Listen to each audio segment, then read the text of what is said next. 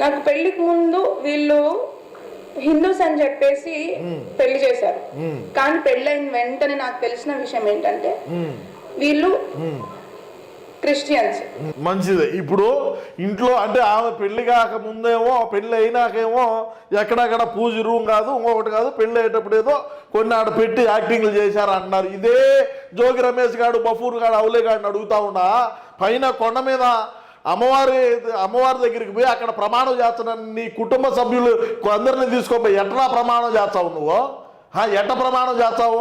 ఇంకేమన్నా మాట్లాడితే ఏ భారత రాజ్యాంగంలో రాసి ఉన్నది అక్కడ ప్రమాణం చేయకూడదు, ఇక్కడ బైబిల్ ఇక్కడ అవి కాదు. నీ కుటుంబంలో నీ ఇంట్లో బైబిల్ చదువుతా నువ్వు ఒక క్రైస్తవుడివి, నువ్వు భార్య ఒక క్రైస్తవురాలు, మతం మార్పిడి చేయాలని ఎట్లా చూస్తారు? మీకు ఆడిచ్చింది హక్కు మత మార్పిడి, మీరు మా మతంలోకి రాండి అని ఎవరు చెప్పినాడు? మీకు ఎట్టొచ్చింది హక్కు? మీరు ఎట్లా పోతారు?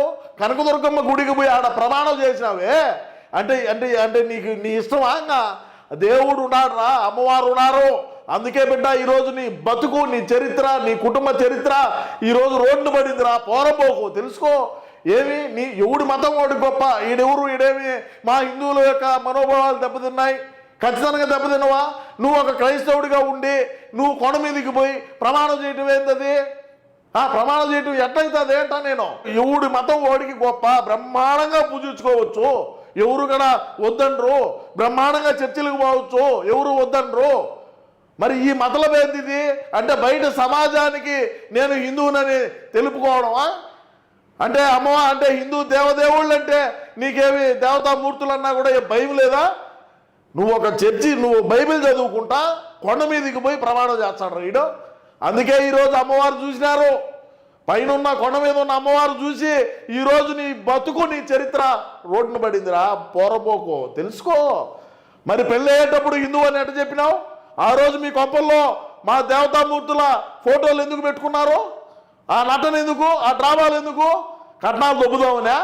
కట్నాలు దొబ్బి కోట్ల రూపాయలు వెనకేసుకుందామనే? ఈడి కరెంట్ లేనోడికి, ఈడి పిలిమిట్లు కాలిపోయినోడికి, ఈడి బుల్లెట్ లేనోడికి డాక్టర్ దగ్గరికి పోయి సావచ్చు కదా. ఎందుకు ఒక ఆడబిడ్డ జీవితాన్ని నాశనం చేయాలా? నీలాంటి వాడికి ఊరికే ఆమె గొంతు కోసారు కదరా. ఎందుకంట సమాజంలో ఎందుకు? మళ్ళా ఈడు పెద్ద పోటుగాడని అమెరికా నుంచి వచ్చేటప్పుడు ఎయిర్పోర్ట్ నుంచి కొంపదాకా పెద్ద ర్యాలీ పెట్టారు. ఏ విరగ తీసి వచ్చి ఈ దేశానికి ఏమి ఉత్తరించినాడేనో, కరెంట్ లేనోడని తెలీదు.